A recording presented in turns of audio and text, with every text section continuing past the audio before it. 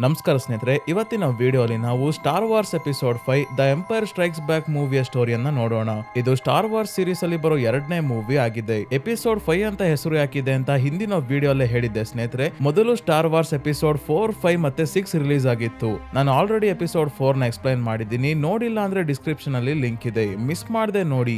ಯಾಕಂದ್ರೆ ಪಾರ್ಟ್ 1 ಎಲ್ಲಿಗೆ ಎಂಡ್ ಆಗಿತ್ತೋ ಅಲ್ಲಿಂದನೇ ಪಾರ್ಟ್ 2 ಕಂಟಿನ್ಯೂ ಆಗುತ್ತೆ. ಪಾರ್ಟ್ 1 ಅಲ್ಲಿ ಅಂದ್ರೆ ಎಪಿಸೋಡ್ 4 ಅಲ್ಲಿ ನಾವು ನೋಡಿದ್ವಿ, ಇಡೀ ಬ್ರಹ್ಮಾಂಡವನ್ನ ಆಳ್ತಾ ಇರೋ ಎಂಪರರ್ ಗ್ರಹಗಳನ್ನ ನಾಶ ಮಾಡೋ ಡೆತ್ ಸ್ಟಾರ್ ಅನ್ನೋ ಸ್ಪೇಸ್ ಸ್ಟೇಷನ್ ನ ರೆಡಿ ಮಾಡಿದ್ರು. ಹಾಗಾಗಿ ಪ್ರಜಾಪ್ರಭುತ್ವವನ್ನ ತರೋಕೆ ಅಂತ ಹೋರಾಡ್ತಿರೋ ರೆಬಲ್ಸ್ ಎಂಪರರ್ ನ ವಿರುದ್ಧ ಹೋರಾಡಿ ಡೆತ್ ಸ್ಟಾರ್ ನ ಇವರು ನಾಶ ಮಾಡಿದ್ರು. ಇದರ ಜೊತೆಗೆ ಓಬಿ-ವ್ಯಾನ್ ಕೆನೋಬಿ ಅನ್ನೋ ಜೆಡೈ ಲೂಕ್ ಸ್ಕೈವಾಕರ್ ಗೆ ಜೆಡೈ ಆಗೋದಕ್ಕೆ ಟ್ರೈನಿಂಗ್ ಏನೋ ಶುರು ಮಾಡಿದ್ರು.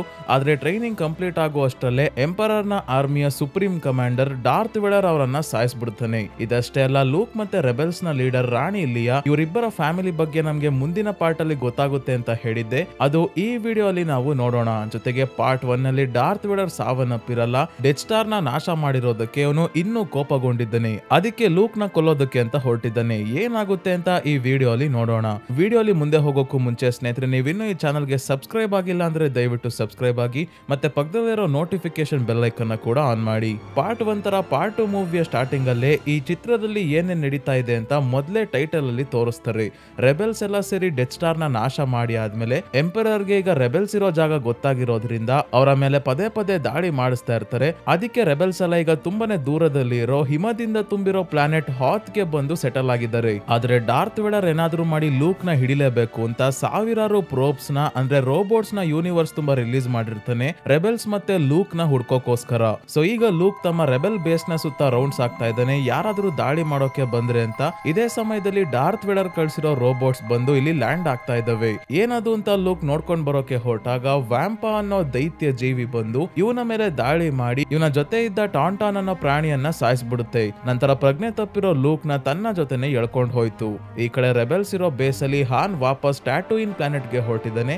ಯಾಕಂದ್ರೆ ಪಾರ್ಟ್ 1 ಅಲ್ಲೇ ನಮಗೆ ಗೊತ್ತಾಗಿರೋ ಹಾಗೆ ಇವನು ಜಾಬಾ ಅನ್ನೋ ಏಲಿಯನ್ ಗೆ ಸಾಲ ವಾಪಸ್ ಕೊಡ್ಬೇಕು ಅದಕ್ಕೆ. ಆದ್ರೆ ಹೋಗೋಕ್ಕೂ ಮುಂಚೆ ಇವನಿಗೆ ಗೊತ್ತಾಯ್ತು ಲೂಕ್ ಹೊರಗೆ ಹೋಗಿ ಎಷ್ಟೊತ್ತಾದ್ರೂ ವಾಪಸ್ಸೇ ಬಂದಿಲ್ಲ, ಕಾಂಟ್ಯಾಕ್ಟ್ ಗೂ ಸಿಕ್ತಿಲ್ಲ ಅಂತ. ಅದಕ್ಕೆ ತಾನೇ ಟಾಂಟಾನ್ ಮೇಲೆ ಕುತ್ಕೊಂಡು ಹೊಡ್ತಾನೆ ಲೂಕ್ ನ ಹುಡ್ಕೋಕೋಸ್ಕರ.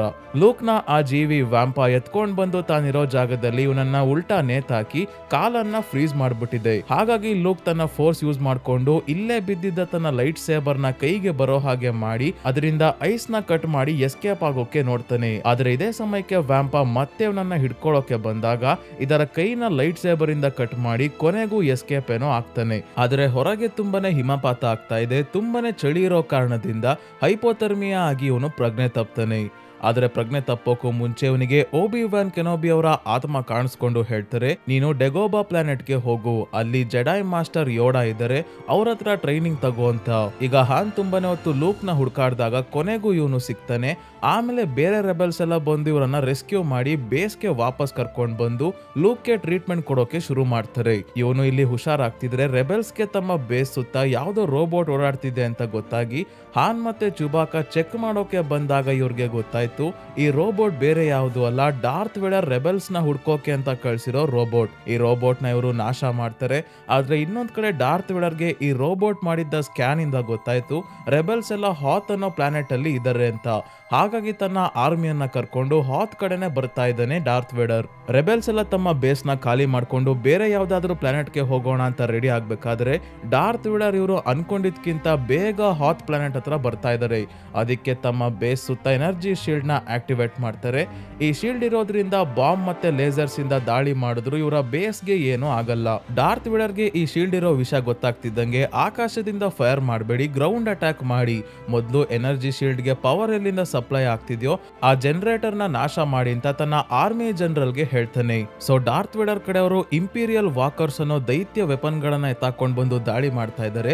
ಇವರ ಮೈನ್ ಟಾರ್ಗೆಟ್ ಜನರೇಟರ್. ಅದನ್ನ ನಾಶ ಮಾಡಿದ್ರೆ ಶೀಲ್ಡ್ ಹೋಗುತ್ತೆ, ಆಮೇಲೆ ಬೇಸ್ ಮೇಲೆ ಬಾಂಬ್ ಹಾಕಿದ್ರಾಯ್ತು, ಎಲ್ಲ ನಾಶ ಆಗುತ್ತೆ ಅಂತ ಪ್ಲಾನ್. ಆದ್ರೆ ರಾಣಿ ಲಿಯಾ ತನ್ನದೇ ಆದ ಇನ್ನೊಂದು ಪ್ಲಾನ್ ಮಾಡಿ ಇವರು ಮುಂದೆ ಯುದ್ಧ ಮಾಡ್ತಿದ್ರೆ ಹಿಂದೆಯಿಂದ ಒಂದೊಂದೇ ಸ್ಪೇಸ್ಶಿಪ್ ಅಲ್ಲಿ ಸಾಮಾನ್ ತುಂಬಿ ಪ್ಲಾನೆಟ್ ಇಂದ ಹೊರಗೆ ಕಳಿಸ್ತಾ ಇದ್ದಾಳೆ. ಲೂಕ್ ಮತ್ತೆ ಬೇರೆ ರೆಬಲ್ ಫೈಟರ್ಸ್ ಎಲ್ಲ ಫೈಟರ್ ಶಿಪ್ ಅಲ್ಲಿ ಬಂದು ಕೇಬಲ್ ಗಳ ಸಹಾಯದಿಂದ ಈ ಇಂಪೀರಿಯಲ್ ವಾಕರ್ಸ್ ನ ಕಾಲಿಗೆ ಕೇಬಲ್ ಸುತ್ತಿ ಅವುಗಳನ್ನ ಕೆಳಗೆ ಬೀಳಿಸಿ ಬ್ಲಾಸ್ಟ್ ಮಾಡ್ತಾ ಇದ್ದಾರೆ. ಆದ್ರೆ ಡಾರ್ತ್ ವೇಡರ್ ನ ಆರ್ಮಿಯವರು ಒಬ್ಬರಾದ್ಮೇಲೆ ಒಬ್ರು ಬೇರೆ ಬೇರೆ ರೀತಿಯ ವೆಪನ್ಸ್ ಗಳನ್ನ ಎತ್ತಾಕೊಂಡ್ ಬಂದು ಒಂದೇ ಸಮ ದಾಳಿ ಮಾಡ್ತಾನೆ ಇದ್ದಾರೆ. ಈ ಯುದ್ಧದಲ್ಲಿ ಲೂಕ್ ನ ಶಿಪ್ ಕೂಡ ಡ್ಯಾಮೇಜ್ ಆಗಿ ಕ್ರಾಶ್ ಆದಾಗ ಲೂಕ್ ತನ್ನ ಲೈಟ್ ಸೇಬರ್ ಇಂದ ಈ ಇಂಪೀರಿಯಲ್ ವಾಕರ್ಸ್ ನ ಬಾಡಿ ಕಟ್ ಮಾಡಿ ಒಳಗೆ ಗ್ರೆನೇಡ್ ಹಾಕಿ ಬ್ಲಾಸ್ಟ್ ಮಾಡ್ತಾ ಇದ್ದಾನೆ.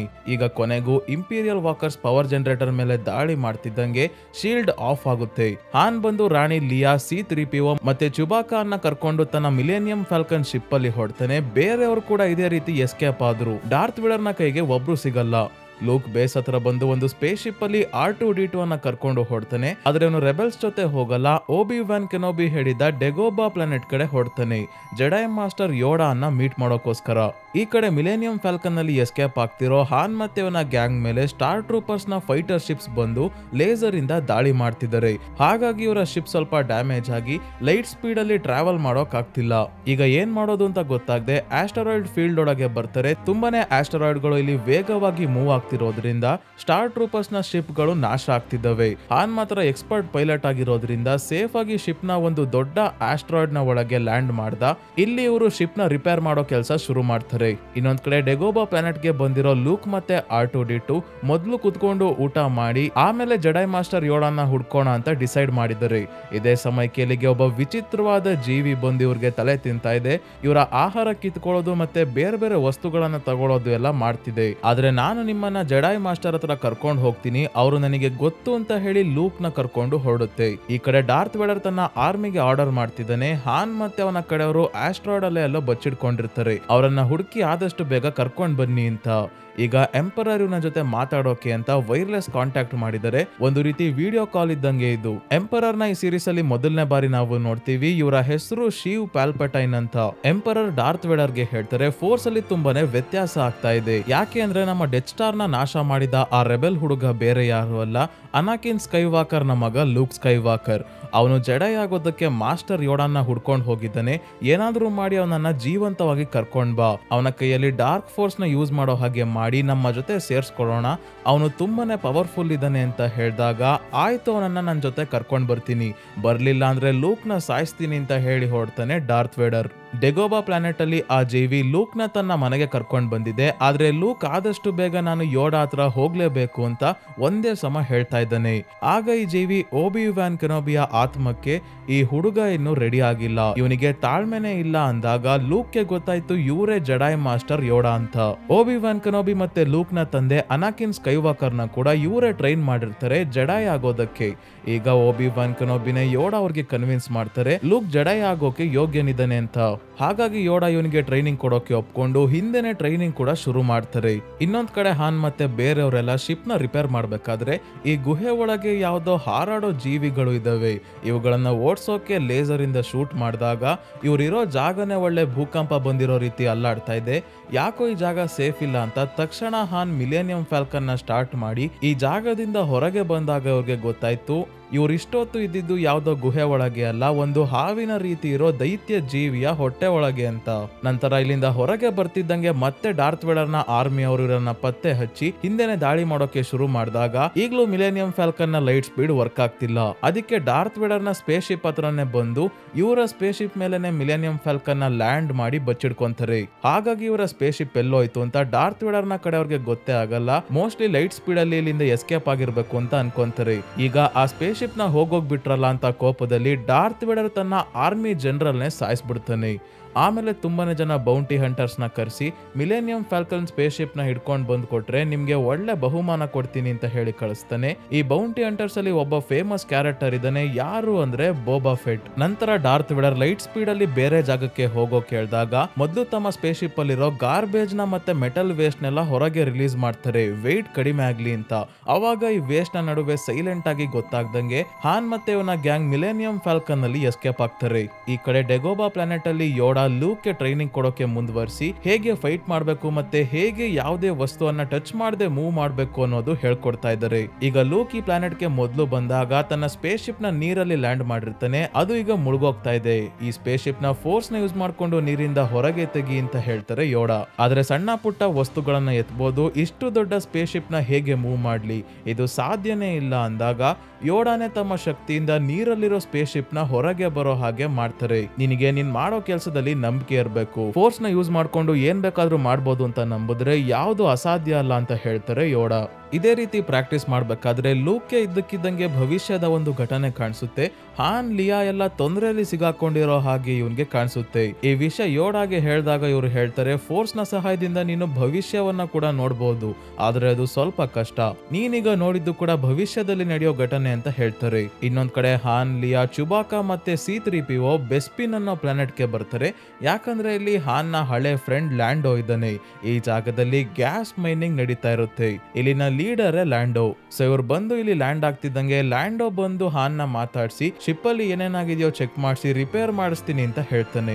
ಆಮೇಲೆ ಸ್ವಲ್ಪ ಹೊತ್ತು ಇಲ್ಲೇ ರೆಸ್ಟ್ ಮಾಡಿ ಆದ್ಮೇಲೆ ಮತ್ತೆ ಲ್ಯಾಂಡೋ ಬಂದು ಇವರನ್ನ ಊಟಕ್ಕೆ ಇನ್ವೈಟ್ ಮಾಡಿ ತನ್ನ ಜೊತೆ ಕರ್ಕೊಂಡು ಹೋಗ್ಬೇಕಾದ್ರೆ ಹೇಳ್ತಾನೆ, ಎಂಪರರ್ಗೆ ನಾವು ಗ್ಯಾಸ್ ಮೈನಿಂಗ್ ಮಾಡ್ತಿರೋದು ಗೊತ್ತಾದ್ರೆ ಸಮಸ್ಯೆ ಆಗುತ್ತೆ, ಅದಕ್ಕೆ ನಾನು ಈಗ ಅವರ ಜೊತೆ ಒಂದು ಡೀಲ್ ಮಾಡ್ಕೊಂಡಿದ್ದೀನಿ ಅಂತ ಊಟಕ್ಕೆ ಒಂದು ರೂಮ್ಗೆ ಅವರನ್ನ ಕರ್ಕೊಂಡ್ ಬರ್ತೇನೆ.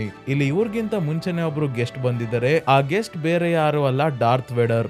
ಬೌಂಟಿ ಹಂಟರ್ ಬೋಬಾ ಫೆಸ್ಟ್ ಹಾನ್ ನ ಹುಡುಕಿ ಡಾರ್ತ್ ವೇಡರ್ಗೆ ಹೇಳಿದ್ದಾನೆ, ಅವರನ್ನ ಹಿಡ್ಕೊಡೋಕೆ ಸಹಾಯ ಮಾಡಿದ್ರೆ ಎಂಪರರ್ ನಿಮ್ಗೆ ಏನು ತೊಂದರೆ ಕೊಡಲ್ಲ ಅಂತ ಹೇಳಿ ಡಾರ್ತ್ ವೇಡರ್ ಲ್ಯಾಂಡೋ ಜೊತೆ ಕೂಡ ಡೀಲ್ ಮಾಡ್ಕೊಂಡಿದ್ದಾನೆ. ಅದಕ್ಕೆ ಲ್ಯಾಂಡೋ ಹಾನ್ಗೆ ಮೋಸ ಮಾಡ್ದ.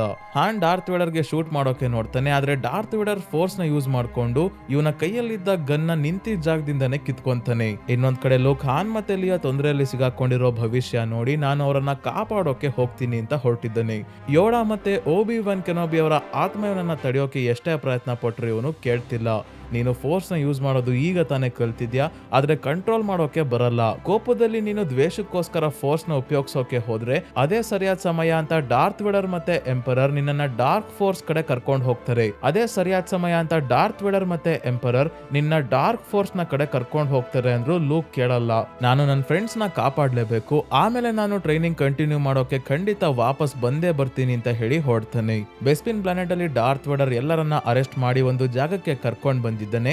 ಇಲ್ಲಿ ಹಾನ್ ನ ಕಾರ್ಬನ್ ಫ್ರೀಸ್ ಮಾಡೋಕೆ ನೋಡ್ತಿದ್ದಾನೆ. ಕಾರ್ಬನ್ ಫ್ರೀಸ್ ಮಾಡೋದ್ರಿಂದ ಮನುಷ್ಯ ಫುಲ್ ಐಸ್ ಒಳಗೆ ಫ್ರೀಸ್ ಆಗೋ ಹಾಗೆ ಆಗ್ತಾನೆ, ಆದ್ರೆ ಸಾಯೋದಿಲ್ಲ, ಜೀವಂತವಾಗಿ ಇರ್ತಾನೆ. ಇದು ವರ್ಕ್ ಆಗುತ್ತೋ ಇಲ್ವೋ ಅಂತ ಮೊದಲು ಹಾನ್ ನ ಚೇಂಬರ್ ಒಳಗೆ ಹಾಕಿ ಫ್ರೀಸ್ ಮಾಡೋಕೆ ಹೊರಟಿದ್ದಾನೆ ಡಾರ್ತ್ ವೇಡರ್. ಅಕಸ್ಮಾತ್ ಎಕ್ಸ್ಪೆರಿಮೆಂಟ್ ಸಕ್ಸಸ್ಫುಲ್ ಆದ್ರೆ ಲೂಕ್ ನ ಕೂಡ ಇದೇ ರೀತಿ ಫ್ರೀಸ್ ಮಾಡಿ ಜೀವಂತವಾಗಿ ಎಂಪರರ್ ಹತ್ರ ಅವನನ್ನ ಕರ್ಕೊಂಡು ಹೋಗ್ಬೋದು ಅಂತ ಡಾರ್ತ್ ವೇಡರ್ ಈ ಪ್ಲಾನ್ ಮಾಡಿದ್ದಾನೆ. ಲೂಕ್ಗೆ ತನ್ನ ಫ್ರೆಂಡ್ಸ್ ತೊಂದರೆಯಲ್ಲಿದ್ದಾರೆ ಅಂತ ಗೊತ್ತಾದ್ರೆ ಅವನು ಖಂಡಿತ ಇಲ್ಲಿಗೆ ಬಂದೇ ಬರ್ತಾನೆ ಅಂತ ಇವರು ಈ ರೀತಿ ಮಾಡ್ತಾ ಇದ್ರೆ ಕೊನೆಗೂ ಲೂಕ್ ತನ್ನ ಫ್ರೆಂಡ್ಸ್ ನ ಕಾಪಾಡೋಕೆ ಅಂತ ಈ ಪ್ಲಾನೆಟ್ ಗೆ ಬಂದು ಲ್ಯಾಂಡ್ ಆಗಿ ತನ್ನ ಫ್ರೆಂಡ್ಸ್ ನ ಹುಡುಕ್ತಾ ಇದ್ದಾನೆ. ಡಾರ್ತ್ ವೇಡರ್ ಕಡೆ ಅವರು ಹಾನ್ ನ ಫ್ರೀಸ್ ಮಾಡೋಕೆ ಕರ್ಕೊಂಡು ಹೋದಾಗ ಚುಬಾಕಾ ಮತ್ತೆ ಲಿಯಾಗೆ ತುಂಬಾನೇ ಬೇಜಾರಾಗುತ್ತೆ, ಇವನೇನಾದ್ರೂ ಅಕಸ್ಮಾತ್ ಸಾವನ್ನಪ್ಪಿದ್ರೆ ಅಂತ.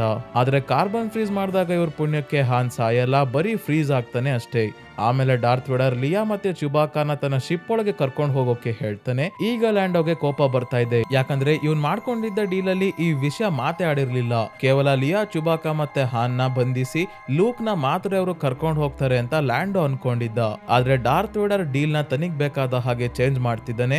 ಹಾಗಾಗಿ ಲ್ಯಾಂಡೋ ಹಾನ್ ಮತ್ತೆ ಲಿಯಾಗೆ ಹೆಲ್ಪ್ ಮಾಡೋಕೆ ಡಿಸೈಡ್ ಮಾಡ್ತಾನೆ. ಸೊ ಈಗ ಲಿಯಾ, ಚುಬಾಕಾ ಮತ್ತೆ C-3PO ಅನ್ನ ಸ್ಟಾರ್ಮ್ ಟ್ರೂಪರ್ಸ್ ತಮ್ಮ ಶಿಪ್ ಗೆ ಕರ್ಕೊಂಡು ಹೋಗ್ಬೇಕಾದ್ರೆ ಲ್ಯಾಂಡೋ ತನ್ನ ಕಡೆ ಅವ್ರಿಗೆ ಕಾಂಟ್ಯಾಕ್ಟ್ ಮಾಡಿ ಅವರನ್ನ ತಡೆಯೋಕೆ ಹೇಳ್ತಾನೆ. ಹಾಗಾಗಿ ಲ್ಯಾಂಡೋ ಕಡೆ ಅವರು ಸಡನ್ ಆಗಿ ಬಂದು ಇವ್ರಿಗೆ ಗನ್ ತೋರಿಸಿ ಹೆದರಿಸಿ ಚುಬಾಕಾ, ಲಿಯೋ ಮತ್ತೆ C-3PO ಅನ್ನ ಬಿಡಿಸ್ತಾರೆ. ಲ್ಯಾಂಡೋ ಇವ್ರಿಗೆ ಹೇಳ್ತಾನೆ, ನಾವು ಆದಷ್ಟು ಬೇಗ ಹಾನ್ ನ ಕಾಪಾಡ್ಬೇಕು, ಇಲ್ಲಾಂದ್ರೆ ಬೋಬಾ ಫೆಟ್ ಅವನ್ನ ಜಾಬಾ ಹತ್ರ ಕರ್ಕೊಂಡು ಹೋಗ್ಬಿಡ್ತಾನೆ ಅಂತ. ಇವರು ಆದಷ್ಟು ಬೇಗ ಬೋಬಾ ಫೆಟ್ ನ ಸ್ಪೇಸ್ ಶಿಪ್ ಹತ್ರ ಏನೋ ಬರ್ತಾರೆ, ಆದ್ರೆ ಈಗಾಗ್ಲೇ ಅವನು ಹಾನ್ ನ ಕರ್ಕೊಂಡು ಇಲ್ಲಿಂದ ಹೊರಟ್ಬಿಟ್ಟಿದ್ದಾನೆ. ಈಗ ಇವ್ರ ಹತ್ರ ಒಂದೇ ದಾರಿ ಇರೋದು ತಮ್ಮ ಮಿಲೇನಿಯಂ ಫಾಲ್ಕನ್ ಶಿಪ್ ಅಲ್ಲಿ ಬೋಬಾ ಫೆಟ್ ನ ಸ್ಪೇಸ್ ಶಿಪ್ ನ ಫಾಲೋ ಮಾಡೋದು. ಆದ್ರೆ ಸ್ಪೇಸ್ ಶಿಪ್ ಹತ್ರ ಹೋಗೋಕ್ಕೂ ಮುಂಚೆನೆ ಮತ್ತೆ ಸ್ಟಾರ್ಮ್ ಟ್ರೂಪರ್ಸ್ ಬಂದು ಇವರ ಮೇಲೆ ದಾಳಿ ಮಾಡೋಕೆ ಶುರು ಮಾಡ್ತಾರೆ. ಇವರೆಲ್ಲ ಸೇರ್ಕೊಂಡು ಸ್ಟಾರ್ಮ್ ಟ್ರೂಪರ್ಸ್ ಜೊತೆ ಫೈಟ್ ಮಾಡ್ತಾ ಇದ್ರೆ ಇನ್ನೊಂದ್ ಕಡೆ ಲೂಕ್ ಡಾರ್ತ್ ವೇಡರ್ ಇರೋ ಚೇಂಬರ್ ಗೆ ಬರ್ತಾನೆ. ಇಬ್ರು ಈಗ ತಮ್ಮ ಲೈಟ್ ಸೇಬರ್ ನ ಎತ್ಕೊಂಡು ಫೈಟ್ ಮಾಡೋಕೆ ಶುರು ಮಾಡಿದಾಗ ಡಾರ್ತ್ ವೇಡರ್ ಇದರ ನಡುವೆನೆ ಲೂಕ್ ಗೆ ಕನ್ವಿನ್ಸ್ ಮಾಡೋಕೆ ಟ್ರೈ ಮಾಡ್ತಿದ್ದಾನೆ, ನೀನು ನಮ್ ಜೊತೆ ಬಂದು ಸೇರ್ಕೋ ಅಂತ. ಆದ್ರೆ ಲೂಕ್ ಇದಕ್ಕೆ ಒಪ್ಪದೆ ಇದ್ದಾಗ ಇವನ್ಗೆ ಕೋಪ ಬರೋ ಹಾಗೆ ಮತ್ತೆ ತನ್ನ ಮೇಲೆ ದ್ವೇಷ ಹುಟ್ಟೋ ಹಾಗೆ ಮಾಡ್ತಾ ಇದ್ದಾನೆ. ಯಾಕಂದ್ರೆ ಈ ರೀತಿ ಮಾಡಿದಾಗ ಲೂಕ್ ಕೆಟ್ಟದಕ್ಕೋಸ್ಕರ ಫೋರ್ಸ್ ನ ಯೂಸ್ ಮಾಡಿದಾಗ ಅದು ಡಾರ್ಕ್ ಫೋರ್ಸ್ ನ ಯೂಸ್ ಮಾಡ್ದಂಗ ಆಗುತ್ತೆ. ಆದ್ರೆ ಸದ್ಯಕ್ಕೆ ಲೂಕ್ ಇವನ ಬಲೆಗೆ ಬೀಳ್ತಿಲ್ಲ. ಇನ್ನೊಂದ್ ಕಡೆ ಲ್ಯಾಂಡೋ, ಲಿಯಾ ಮತ್ತೆ ಚುಬಾಕಾ ಸ್ಟಾರ್ಮ್ ಟ್ರೂಪರ್ಸ್ ಜೊತೆ ಫೈಟ್ ಮಾಡ್ತಾ ಹಾಗೆ ಮಿಲೇನಿಯಂ ಫಾಲ್ಕನ್ ಹತ್ರ ಕೊನೆಗೂ ಬಂದು ಈ ಸ್ಪೇಸ್ ಶಿಪ್ ನ ಎತ್ಕೊಂಡು ಹೊಡ್ತಾರೆ. ಅದೇ ಡಾರ್ತ್ ವೇಡರ್ ಮತ್ತೆ ಲೂಕ್ ಇಬ್ರು ಫೈಟ್ ಮಾಡ್ಕೊಂಡು ಒಂದು ಬ್ರಿಡ್ಜ್ ಹತ್ರ ಬಂದಿದ್ದಾರೆ. ಈ ಬ್ರಿಡ್ಜ್ ಇಂದ ತಪ್ಪಿಸ್ಕೊಂಡು ಹೋಗೋದಕ್ಕೆ ಎಲ್ಲೂ ಜಾಗನೇ ಇಲ್ಲ. ಈಗ ಡಾರ್ತ್ ವೇಡರ್ ಕೋಪದಲ್ಲಿ ಲೂಕ್ ಮೇಲೆ ತುಂಬಾನೇ ಭಯಾನಕವಾಗಿ ಅಟ್ಯಾಕ್ ಮಾಡ್ತಾ ಇದ್ದಾನೆ. ಈಗ ಇವ್ರು ಇರೋ ಜಾಗ ಸ್ನೇಹಿತರೆ ಒಂದು ರೀತಿ ದೊಡ್ಡ ಸ್ಪೇಸ್ ಶಿಪ್ ತರಾನೇ ಇದೆ. ಅಕಸ್ಮಾತ್ ಏನಾದ್ರೂ ಲೂಕ್ ಈ ಬ್ರಿಡ್ಜ್ ಮೇಲಿಂದ ಕೆಳಗೆ ಬಿದ್ದ ಅಂದ್ರೆ ಸೀದಾ ಸ್ಪೇಸ್ ಶಿಪ್ ಇಂದ ಹೊರಗೆ ಬಂದು ನೆಲದ ಮೇಲೆ ಬಿದ್ದು ಸಾವನ್ನಪ್ತಾನೆ. ಈಗ ಲೂಕ್ ಏನೇ ಮಾಡಿದ್ರು ಡಾರ್ತ್ ವೇಡರ್ ನ ತಡೆಯೋಕ್ ಆಗ್ತಿಲ್ಲ. ಕೊನೆಗೂ ಡಾರ್ತ್ ವೇಡರ್ ತನ್ನ ಲೈಟ್ ಸೇಬರ್ ಇಂದ ಲೂಕ್ ನ ಕೈನ ಕಟ್ ಮಾಡ್ಬಿಡ್ತಾನೆ.